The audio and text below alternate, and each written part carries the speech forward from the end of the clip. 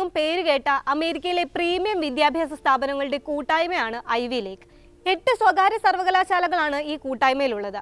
Road ഐലൻഡിൽ സ്ഥിതി ചെയ്യുന്ന ബ്രൗൺ യൂണിവേഴ്സിറ്റി, ന്യൂയോർക്ക് നഗരത്തിലെ കൊളംബിയ യൂണിവേഴ്സിറ്റി, ന്യൂയോർക്കിലെ ഇത്താക്കയിലുള്ള കോർണൽ യൂണിവേഴ്സിറ്റി, ന്യൂ ഹാംഷെയറിലെ ഹാനോവറിലുള്ള ഡാർട്ട്മൗത്ത് കോളേജ്, മസാച്യുസെറ്റ്സിലെ കേംബ്രിഡ്ജിലുള്ള ഹാർവർഡ് യൂണിവേഴ്സിറ്റി, പെൻസിൽവാനിയയിലെ ഫിലാഡൽഫിയയിലുള്ള യൂണിവേഴ്സിറ്റി ഓഫ് പെൻസിൽവാനിയ, ന്യൂജേഴ്സിയിലെ പ്രിൻസ്റ്റണിലുള്ള പ്രിൻസ്റ്റൺ യൂണിവേഴ്സിറ്റി, കണക്റ്റിക്കട്ടിലെ ഹേവനിലുള്ള യേൻ യൂണിവേഴ്സിറ്റി. ഇതാണ് ആ 8 സർവകലാശാലകൾ.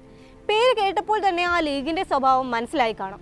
അക്കാദമിക മികവിനും അത്യാധുനികമായ പഠനാന്തരീക്ഷത്തിനും അടിസ്ഥാന സൗകര്യങ്ങൾക്കും പേരുകേട്ട ആഗോള യൂണിവേഴ്സിറ്റി റാങ്കിങ്ങിൽ ഏറ്റവും മുന്നിലുള്ള വിദ്യാഭ്യാസ സ്ഥാപനങ്ങളാണ് അവയെല്ലാം.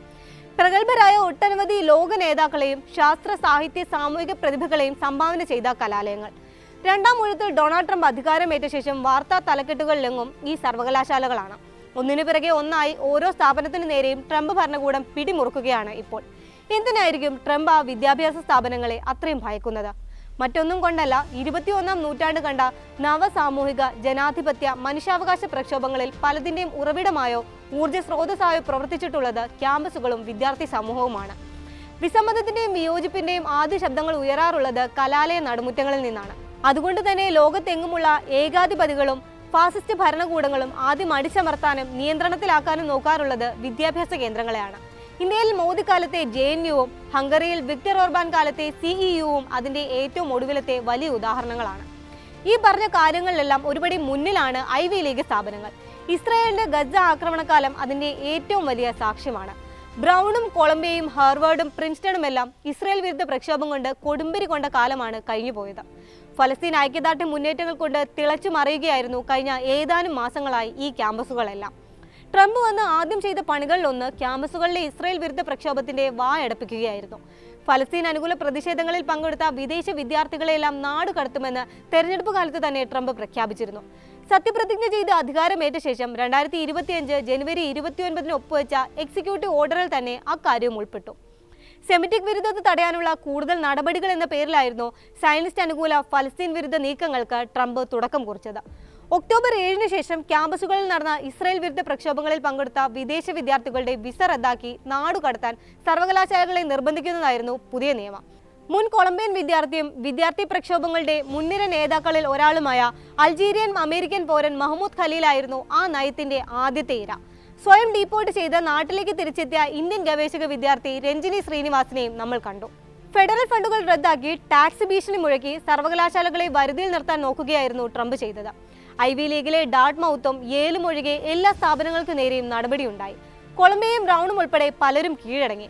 എന്നാൽ അക്കൂട്ടത്തിൽ ഹാർവർഡ് സർവകലാശാല ട്രംപിന് മുന്നിൽ മുട്ടുമടക്കാതെ തല ഉയർത്തി നിന്നു. ഫണ്ട് തന്നാലും ഇല്ലെങ്കിലും ട്രംപിന്റെ ആവശ്യങ്ങളൊന്നും അംഗീകരിക്കാൻ പോകുന്നില്ലെന്ന് സർവകലാശാല വ്യക്തമാക്കി.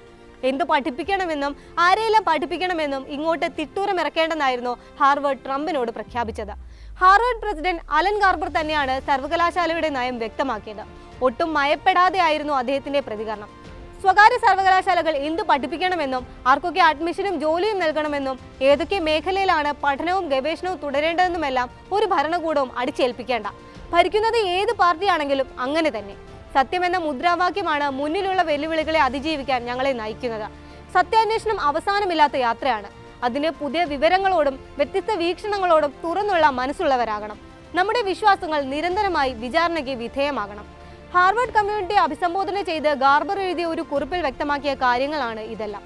ഫെഡറൽ ഗവൺമെന്റിന്റെ സാമ്പത്തിക സഹായം തുടരാനുള്ള വ്യവസ്ഥകളുമായി ഭരണകൂടം നിരവധി നിർദ്ദേശങ്ങൾ മുന്നോട്ട് വെച്ചിട്ടുണ്ട്.